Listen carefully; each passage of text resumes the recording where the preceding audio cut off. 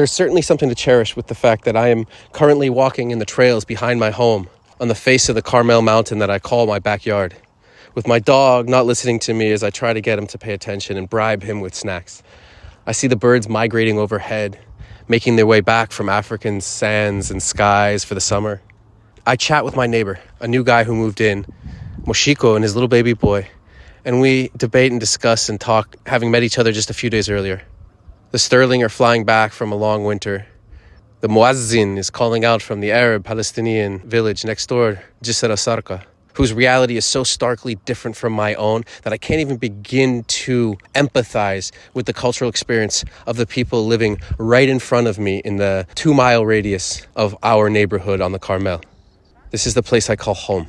And I'm an immigrant. I am the son of an immigrant, and I am a Jew from family that has migrated left and right and up, down, and center. My path has brought me to the Carmel and to the trails on my backyard.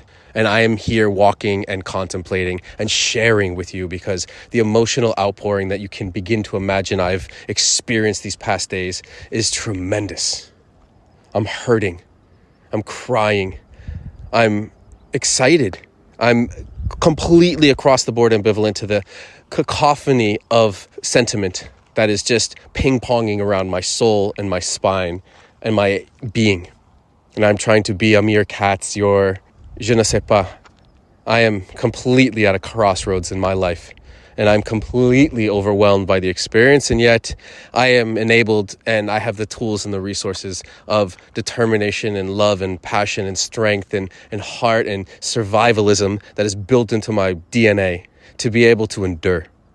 It hurts.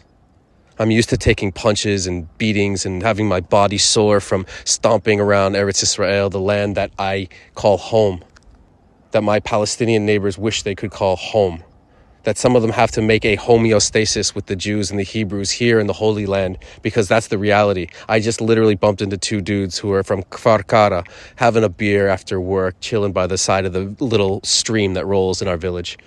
They were good souls, and we smiled and exchanged pleasantries. And my Oshiko, my new neighbor, was there with his son, and we exchanged pleasantries. And when we do so, the chim'ah, the warmth and the endearment is palpable. Home is where I rest my head and I turn back home. Heart intact but struggling. My mind relatively calm because I can't begin to even process the nature of the tragedy. I've lost something so dear to me, a part of myself that is my brother, my beautiful baby boy brother. A sweet, kind, loving, hurting person just like me, just like you, just like all of us. His hurt overwhelmed, his happy. We have to think about where we acquire our happiness. We have to think about the places and the sources, resources that we ingest in order to feel better, to fulfill our belly's needs and our hopes and dreams, hopefully. My brother ingested a lot of poison. That's a reality that I can also empathize with because I've done it myself. And how we live our lives and how we face our deaths is going to determine a whole lot about what goes on in between. I was born next to another human being. Together, my mother delivered us.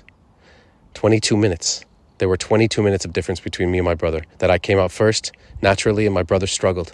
And someone asked me the other day on my way to therapy, because yes, I'm telling the whole world out loud that I'm on my way to therapy because I need it. Because I'm broken in 2 pieces. And I don't know how to repair that because the other piece is gone. My brother took his life. And I'm left behind wondering, what am I still? What am I made of? Who am I? It's surreal to begin to ponder and imagine who I am in the light of the fact that there is a loss inside of my heart and soul embodied by the lack of a body in my brother.